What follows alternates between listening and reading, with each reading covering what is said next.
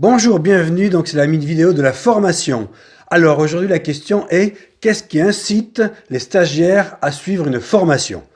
Alors donc il y a trois points de vue salariés et points de vue DRH. Au niveau des salariés, trois choses. La première, c'est donc qu'ils veulent qu'il y ait un ancrage en situation réelle de travail. C'est un peu dans la direction de la FEST. Donc c'est important maintenant de voir au maximum comment créer une situation de travail pour former les stagiaires. La deuxième chose, c'est ils veulent un aspect ludique, récréatif, interactif de leur formation.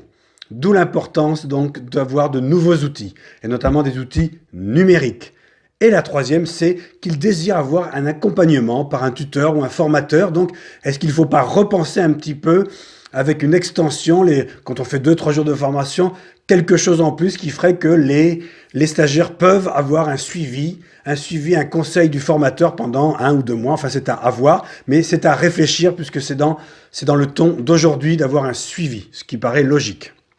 Ensuite, au niveau du DRH. Alors le DRH, lui, ce qui l'intéresse surtout, c'est que le stagiaire ait un accès quotidien, 24 heures sur 24, aux ressources pédagogiques et au contenu de la formation.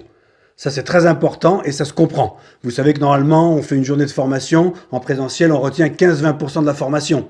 Donc évidemment, le DRH, quand il demande à ses stagiaires, alors, ses employés, eh bien, ils ont retenu que 20%. Donc évidemment, avoir la possibilité de réviser leur contenu est très important pour les DRH. Et la deuxième chose aussi, c'est aussi une vision ludique, récréative, interactive des formations. Donc quoi retenir de ces statistiques? La première, il faut absolument vous mettre maintenant aux outils numériques, rendre beaucoup plus ludique, beaucoup plus interactive votre formation.